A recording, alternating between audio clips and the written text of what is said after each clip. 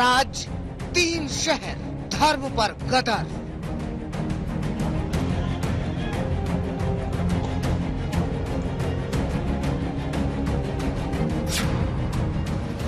कहीं आग लग गई, कहीं गोली चल गई।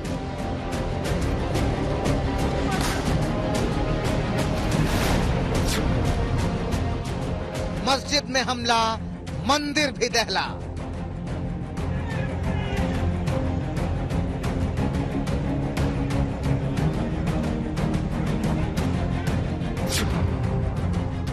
आ रहा चुनाव, इसलिए बढ़ रहा तनाव।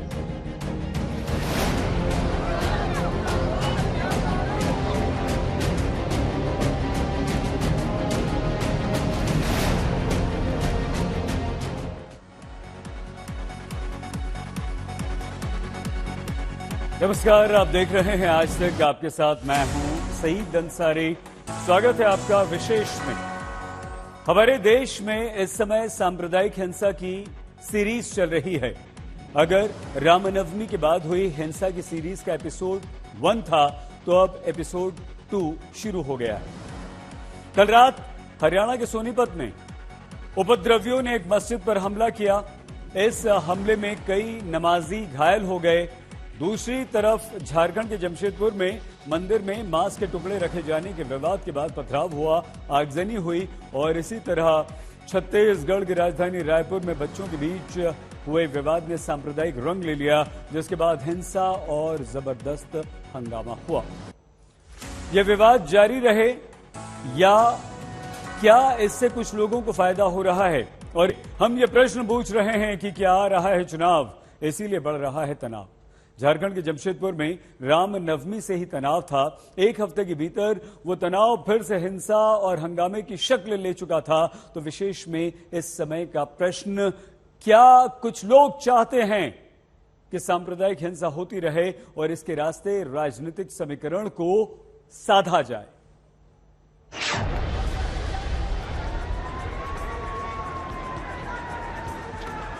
चुनाव और धार्मिक तनाव के कॉकटेल पर गोरख पांडे की एक बड़ी मशहूर कविता है। इस बार दंगा बहुत बड़ा था, खूब हुई थी खून की बारिश। अगले साल अच्छी होगी फसल मतदान की। देश जैसे जैसे चुनावी साल की ओर बढ़ रहा है, धर्म की आड़ लेकर तनाव उसका पीछा कर रहा है।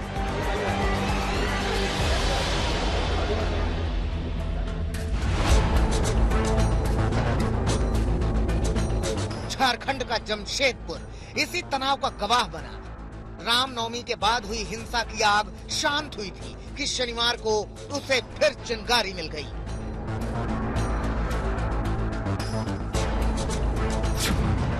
शहर के शास्त्री नगर ब्लॉक के मंदिर में महावीर झंडा उतारे जाने के दौरान बांस में कथित तौर पर मांस के टुकड़े बंधे मिले।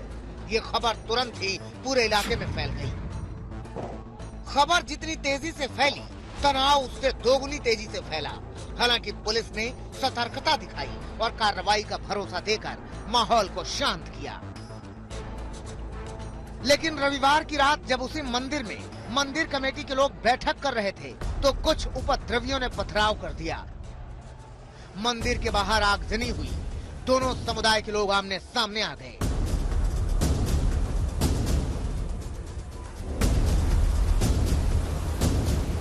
दुकानों में आग लगा दी गई, गाड़ियों में तोड़फोड़ हुई। उपद्रवियों ने पुलिस टीम पर पथराव किया। हिंसक झड़प में 6 पुलिसकर्मी घायल हो गए।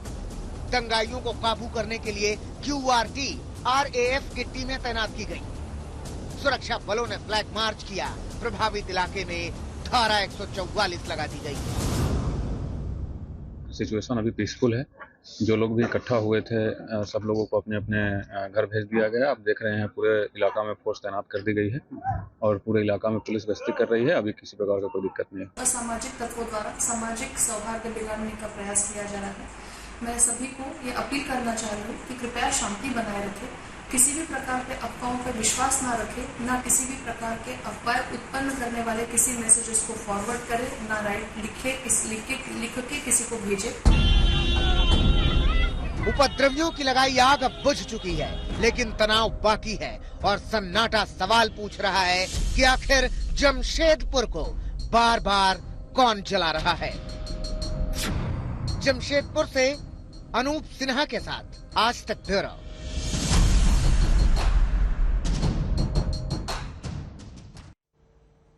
छत्तीसगढ़ के रायपुर में विवाद की शुरुआत बच्चों के बीच लड़ाई से हुई, फिर इसमें बड़े शामिल हो गए। इसे सांप्रदायिक रंग मिला।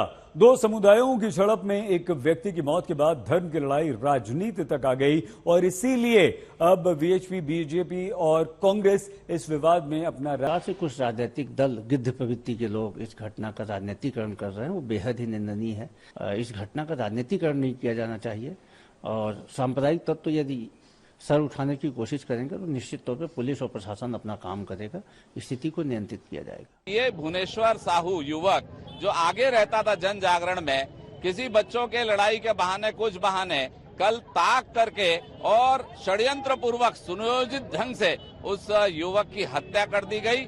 और सरकार लगातार छत्तीसगढ़ में भूपेश बघेल जी की सरकार तुष्टीकरण कर रही है और इस तुष्टीकरण के कारण जो आरोपी हैं, जो कट्टरपंथी हैं, जो अपराधी हैं, जो हत्यारे हैं, उनकी मानसिकता और बल पकड़ रही है।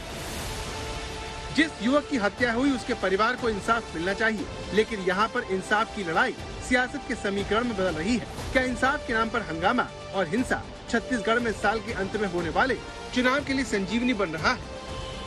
रायपुर से सुमी रजप्पन के साथ आज तक ब्यूरो। हरियाणा के सोनीपत में एक हफ्ते के भीतर 2 बार एक समुदाय को निशाना बनाया गया। कल देर रात यहां की एक मस्जिद पर कुछ उपद्रवियों ने हमला कर दिया। पहले रामनवमी के दिन मस्जिद में धार्मिक झंडा फहराने का प्रयास किया गया था और अब मस्जिद में घुसकर मारपीट। ये इशारा करता है कि कुछ लोग हैं जो चाहते हैं कि सांप्रदायिक हिंसा होती रहे, उनकी दुकान चलती रहे।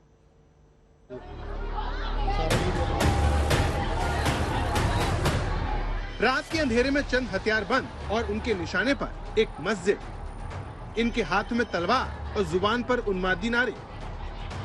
ये वायरल वीडियो हरियाणा के सोनीपत के सांदल कला गांव का है। रविवार रात को यहाँ एक मस्जिद में कुछ हमलावरों ने नमाजियों पर हमला कर दिया। एक दो नहीं 15-20 हमलावर। वीडियो में आपको ये हमलावर साफ दिखाई दे रहे हैं। मस्जिद में अचानक हुए इस हमले से चीख पुकार मच गई। कई नमाजी गंभीर तौर पर घायल हो गए, जिनमें बच्चे और महिलाएं शामिल थी। झगड़ा तो जी ऐसी कोई बात हुई नहीं। अगर कोई हम पहले कभी हुई नहीं, ऐसा कुछ मुझे हुआ ही नहीं। तो ऐसे ही आना आए और मारना शुरू कर दिया, तो औरतें भी लड़कियां भी बचाने पड़ी, तो उनके ऊपर भी मार करिए। आज तक इस गांव में ऐसे कुछ तनाव भी नहीं था। ये 15-20 ही परिवार है और उसके बावजूद कुछ जो एंटी सोशल एलिमेंट्स है उन्होंने ऐसे किया है। तुरंत ही पुलिस मौके पे आई है, डीसीपी स्तर के अफसर आए हैं यहाँ पे मौके पे, गाँव ने भी साथ दिया है।